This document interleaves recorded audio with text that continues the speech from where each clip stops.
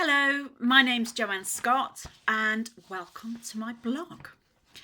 So today I want to talk to you a little bit about asking for help and share what I know from my past experience about asking for help. Do you ask for help? Are you too proud to ask for help? Do you struggle rather than asking for your help? Do you see asking for help as a sign of weakness? This was something that I never did in the past. I never asked for help, and by not asking for help has contributed hugely to my health condition, and I know that now. I wanted to cope with everything that was given to me, everything that was thrown at me. I wanted to cope on my own, and I thought I was coping on my own, but little did I know that I wasn't. Coping on my own often left me stressed, anxious, frustrated, resentful, lots of feelings and emotions.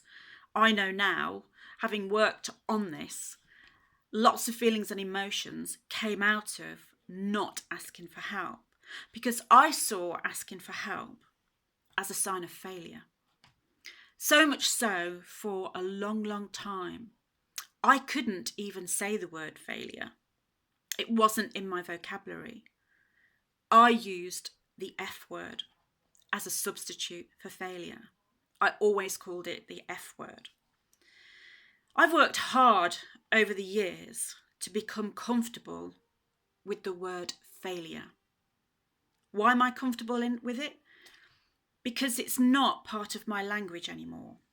I am so comfortable now with asking others for help as and when I need it that I do it. I do it freely. I accept help from the kind people who want to give me help because they want to help me. So those of you who struggle asking for help, you're not alone. You're really not alone because I've been there. It's not a sign of weakness. It's actually such a sign of strength. We cannot possibly cope with everything every day on our own. We just can't. It's not possible. Without, like me, who didn't ask for help, without having a serious meltdown, which is what happened to me. Meltdowns are horrible. And I just don't want anybody going down that route like I did. There are elements of fear that surround us about not asking for help. Fear of overstepping a friendship or a relationship. Fear of appearing too needy. Fear of imposing on others. We don't want to ask others for their time. So it's fear of imposing. Fear of revealing our own struggles. We don't want to let on that we haven't really got it all together. Asking for help is surprisingly hard for a lot of people, even when we're asking for help with something relatively small. We often perceive asking for help as a sign of inadequacy, yet it's a vital life skill. Asking for help is a step towards positive progress. If you really think about it, it is. So I want to share with you 6 things that you need to become comfortable with around asking for help. So number 1, the first thing is accepting that you need help. This is the first step and is often the hardest part of the entire process. It can be really difficult to swallow your pride, I know that, and accept that you can't achieve something single-handed. You need to tell yourself that you need help. Saying it out loud to yourself if you're struggling is a great help. If you're finding it difficult about the whole thing, ask yourself these questions. Have I already tried to solve the problem myself but haven't been successful? Am I not sure about how to proceed with my problem? Am I worried about how things will turn out if I don't ask for help? Will bad things happen if I don't solve this problem? If you find yourself answering yes to one or more of the above questions, then it's evident that you need to start asking for help. So that's number one. Number two, being clear on exactly what it is you need help with. This makes it clearer when talking to others, when asking for help, and makes your communication with the other person so much easier. Be clear on what point in the process you're struggling with. Ask yourself, where in this process do I get more frustrated? Where in this process can I not do this on my own? Ask yourself, is there some part of the process that you fear which stops you achieving it on your own? So that's number two. Number three is looking for someone to help. This can sometimes be a family member or a friend, but there may be times when you need to seek professional help, like I did. A person that's qualified to give you the exact help you need. And it's okay to ask for professional people. They are the best people that can help you. So that's number three. Number four is maintaining a positive self-image. Asking for help is no reason to feel weak or inadequate. Like I said, it's a great sign of strength because you're recognizing that you need help.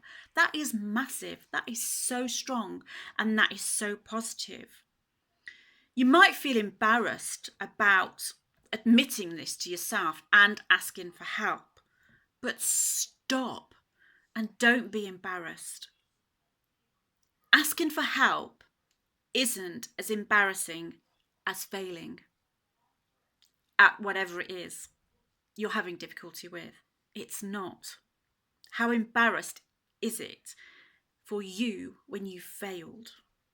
It's much better to ask for help and succeed and celebrate that achievement. So that's number four. Number five is a biggie, and it was for me, swallowing your pride. When you ask for help, you have to admit to others, but mostly to yourself, that you can't do this on your own, that you have your own personal faults that stop you from achieving something. That's massive. So you need to swallow your pride. We're only human at the end of the day. We can't possibly sort everything in our lives single-handed. And you know what? It's no big deal because no one is perfect. Everybody needs help at some point or another in their lives. Going through life struggling, believe you me, isn't fun. It doesn't make you happy, and it's no way to live. So that's number five. Number six is taking help graciously. Thank your helper for offering their support. They deserve thanks. They are offering to help you. And the fact that they've offered to help you means that they care about you and that they want you to succeed. Maybe as a return for their help, maybe you can reward them. Maybe that makes you feel better for accepting their help. Maybe you can buy them a drink, or maybe even a small gift, or maybe even take them to dinner as a thank you.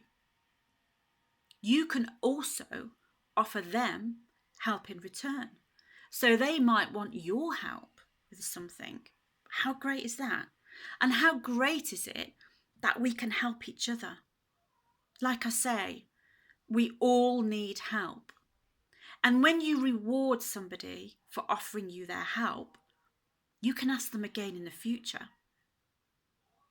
Asking for help was a massive part of my journey to Wella, and it needs to be part of yours too. So if you're stuck, or if you're struggling with something in your life, just swallow your pride, be realistic, and just ask for help. It's okay. Thank you for watching.